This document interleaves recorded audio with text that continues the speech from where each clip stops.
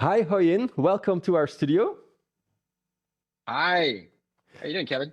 I'm fine, thank you. Thank you for joining us. Today we're going to talk about virtual events. Maybe before we dive into the subject, you started the company Remo. Why did you start with that company? So, originally I started Remo as a virtual office product. Hmm. And I originally started it back in 2018. I was starting to really get into remote work. I was hiring people remotely. I had a distributed team. In total now, I've probably been worked remote in a remote team and running remote teams for over 12, 13 years now. Hmm. And so I wanted to create something that really created a much more immersive environment that created authentic conversations that built meaningful relationships. And I first started as like a virtual office, but back then in 2018, remote work still wasn't really a big thing, Hmm. and it wasn't very attractive to a lot of people. So I then pivoted into virtual events, and that turned out to be really getting a lot of traction. And so we went into doing that, and then we kind of finished building the product around about or pivoting the product, finished pivoting it around early 2020, and that's right before you know the pandemic. And so that's when things just kind of got pretty crazy, and it grew really fast and had this roller coaster effect. And but the core reason is that I wanted to create something that allowed people to create authentic conversations and be able to talk to each other and network. And I felt even today with the age of AI, and it was already like this with social media before, but I think it's exacerbated with the age of AI, that is really making things really hard to connect with people online. And Hmm. so that was really the core reason. Okay, but maybe for our viewers and listeners who don't know your product, if you compare it to a traditional online meeting, like for example Google Meet or WebEx or whatever, what's the difference? Can you talk us through how the experience is if you use your product? Yeah, that's a great question. So you can imagine that you are looking at like a top-down view of the map, like the camera is kind of situated at the top and you're looking down, and you can see some tables, some chairs, and essentially you are represented by a little circle avatar with your picture in it. And you would double click on a table, on one table, and your avatar would move to that table.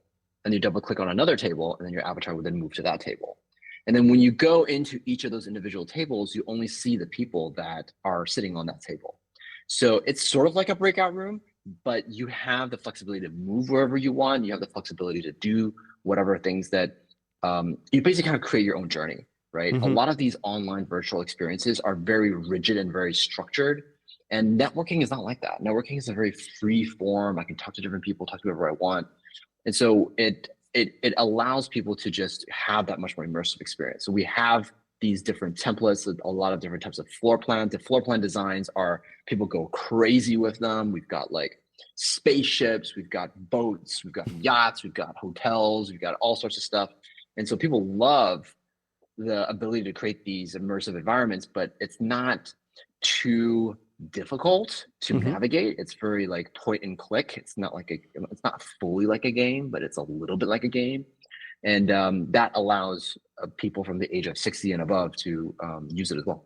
Yeah, you mentioned already that the product boomed in the pandemic. Yeah, it makes sense. We couldn't travel, so everybody needed to go online. Now that the pandemic is gone, what is, in your opinion, the use case for a platform such as yours? When do you use it, and when would you prefer to do a in real person event?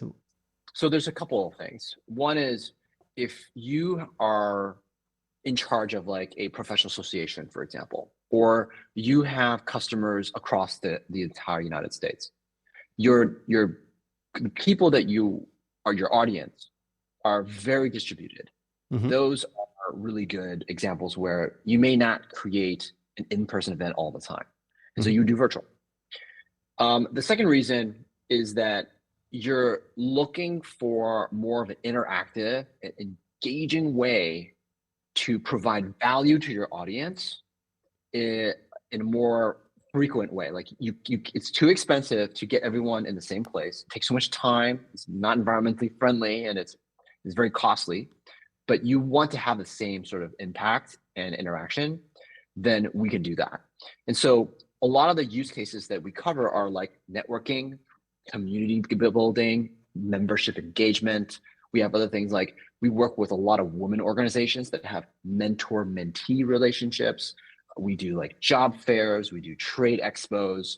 We do a lot of things where group A wants to meet group B and they need to move around in order to meet them.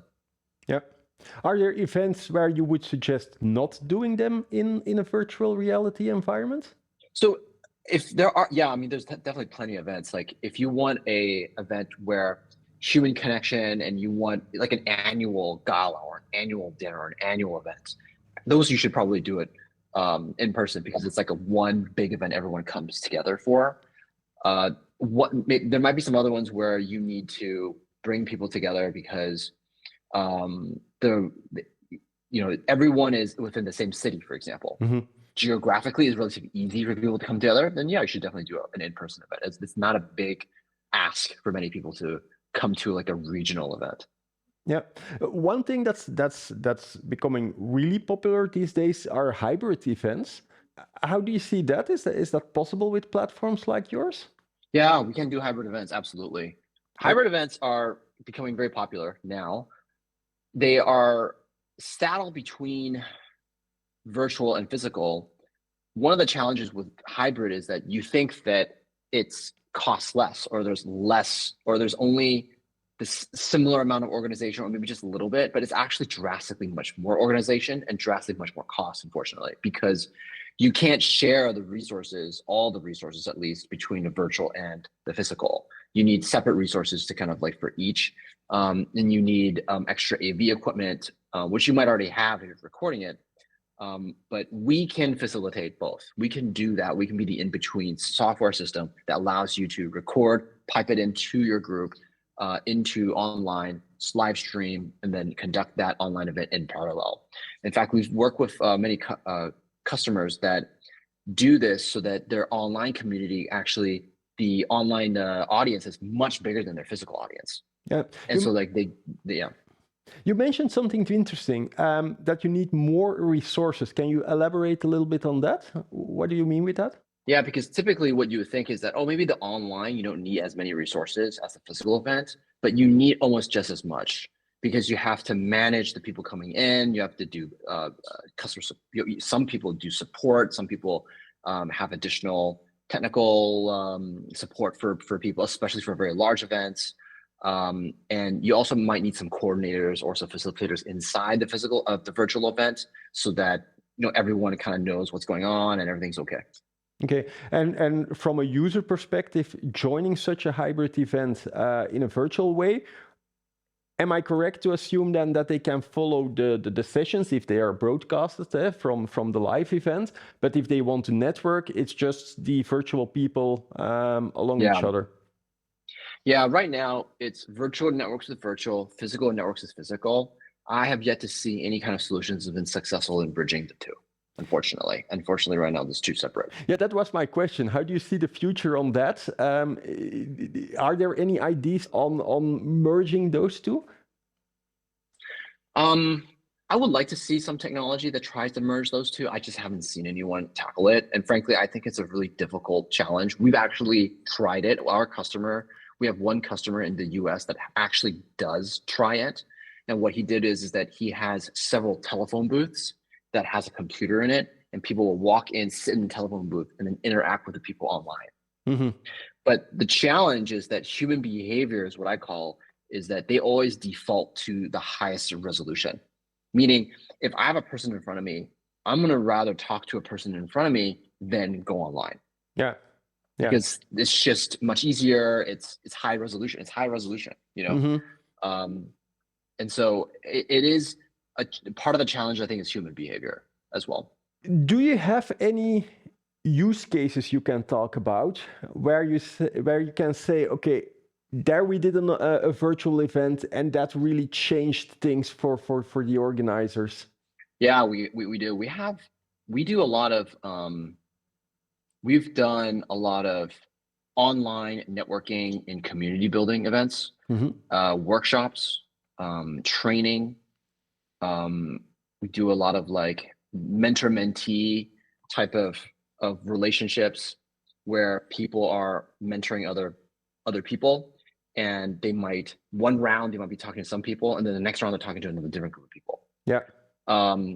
And so we have one customer that organizes a community-based event where they're networking, people are coming in, and it's part of maybe like a webinar or an event where there is someone who's presenting.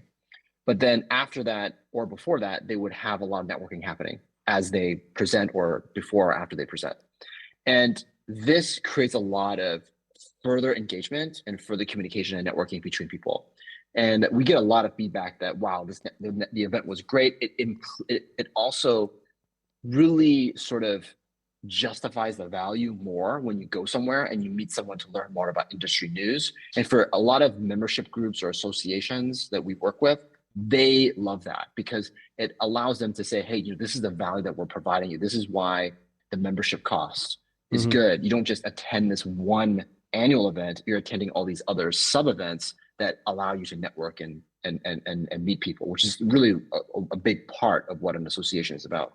In terms of number of people joining, is there an ideal number of people? Is it more suitable for smaller groups, for larger groups? What's your experience with that? So right now, we have just increased our total capacity. So now we can go up to about 3,000 wow. total attendees at the same time. Our goal is to get up to about 5,000 in the next few months. And so we've hosted huge events, but the average event size that we're now seeing is anywhere between 200 to 300 people.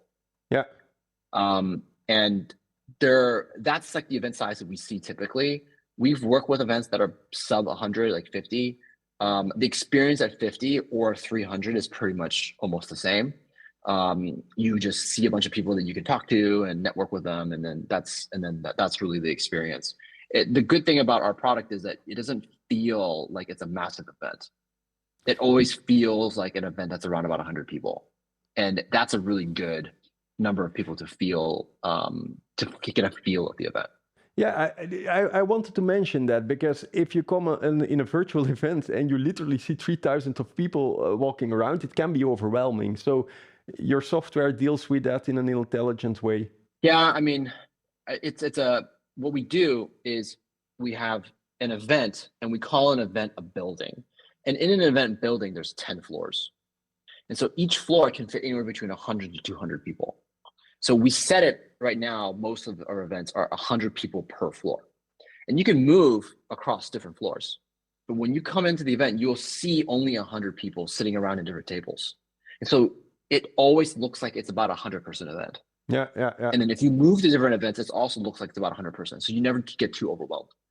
Okay, makes sense. You're obviously, from a technological point of view, in the front of the event industry. You're running faster than many others in the industry because you have a great solution. But even being there, how do you look at the future of events? How do you see this further evolve? I think there's a few areas that I think it could potentially evolve towards. One is that I think event marketing is going to be a lot more effective and a lot more easier with AI. I think that's one area that I see a lot of potential. The second area of potential I see is like AI-driven matchmaking. A lot of the AI matchmaking or just matchmaking general tools that I have currently are they're not very good at matchmaking. Like a lot of the feedback that we've been hearing are not really that great. I think AI could potentially change that. And so I think that's like a really big open area that a lot of folks have not really innovated on. I think that's a really, really interesting area. I also believe that when it comes to, I think, contrary to like virtual events, I think in-person events are still going to be not only strong, but I think it's going to be very cherished because it's the way how people connect. But I think that virtual events will also play a much more stronger role as people are always constantly seeking authenticity, especially in today's age of AI. People want to be able to connect with people. And I think virtual events still offers that as a great option to do that, to connect with people at a much more frequent basis. And I think the way how we constructed our platform isn't about like, oh, you just sit there and just watch someone talk and be passive. Ours is like, it's an active journey for you to go through and connect with people. And so, we're working on an AI matchmaking feature where it allows people to basically, meet other people that is based off of some of other information that's not just the information that you provide, but other information outside of that we can then take a look at and then ascertain, who's actually the right fit. And so, we're exploring kind of these different kind of avenues. And I think that's like a really, really big area that hasn't really been properly explored. Yeah, that would be really cool if you can talk with exactly the people you need to talk to. Hoyin, thank you so much for joining our session today. Thank you so much. Appreciate it. Thank you. And you at home, thank you for watching our show. I hope to see you next week.